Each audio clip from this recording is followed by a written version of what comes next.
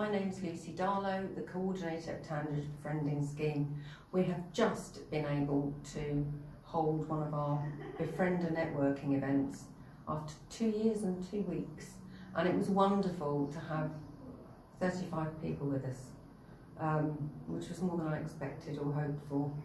And we were very lucky that some of our befrienders and befriendees agreed to be videoed and make some comments about what they think of the scheme and how much they value their friendships.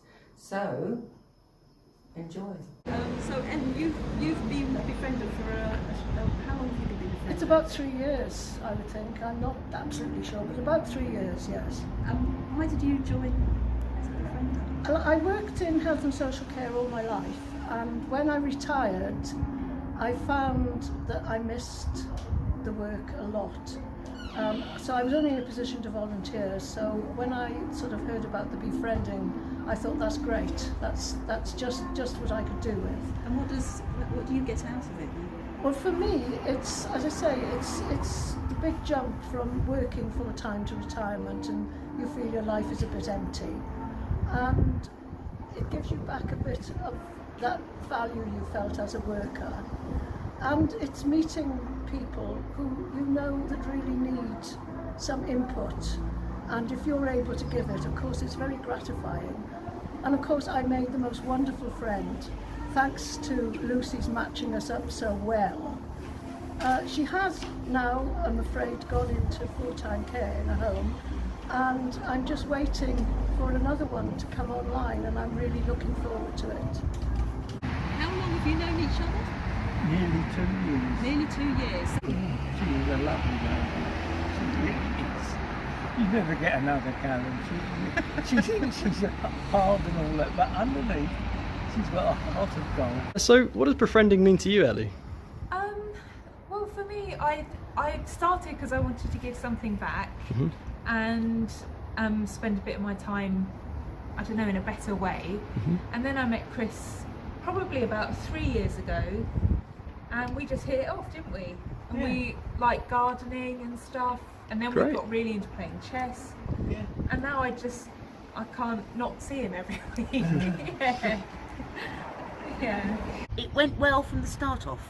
My befriendee has Parkinson's, and at the time when we first started, she was still pretty active. We used to go out and about every Wednesday. We go to garden centres or the cinema and things like that. You know, we had a lovely time, and I found it so rewarding that I was actually helping somebody who, unfortunately, someone who was very active, was a scene mistress, everything like that, was suddenly you know, not so able-bodied anymore.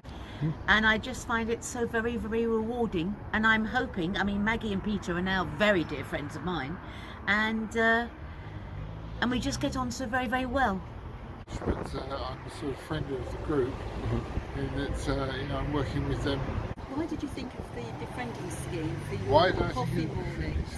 Because I felt there were a lot of people out there who, you know, for whatever reason, probably don't have anybody or don't see anybody from Monday to Friday. The first friend I went to see was Eileen, but she's since moved to Bognor, to a care home, but I still go down there and see her because we was friends for, I think, nearly 3 years before she had to go. So, and then before Eileen moved on, Lucy said, "Oh, I've got somebody else for you," because she knows how fantastic I am. She said, "It's Dan. He's a miserable old git, but he's lovely." And that's how I got to meet Dan. And we started off, didn't we, just having an hour in the conservatory drinking coffee, and I'd have my little dog with her. And the dog the fell first in my day. pond. Oh no. The first day that we was round there, because it was all green and mouldy, she thought it was another bit of grass. So she's running along, and then all of a sudden I just saw her go doom, and I was like, ah, to run out there and rescue her. She was all green and slimy, wasn't she? So you do have a laugh together? Oh yeah, we always have a laugh, yeah. What has it meant for your team to be involved in something like this? That Christmas lunch was quite something, wasn't it? Yeah, the Christmas lunch was very special. Everybody gave their time freely, and it was just a really special day, as it turned out. It was wonderful. Yeah. You've got all your old videos as well. We watch those sometimes, don't we?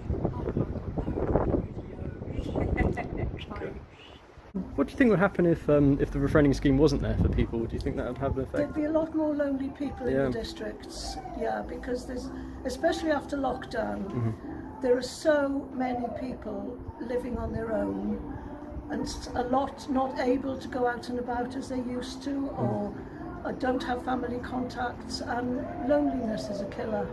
Yeah. You know, just to have somebody that's not a carer, that's not a professional, somebody that just comes to sit by your side, hold your hand, listen to you, and hopefully become a friend.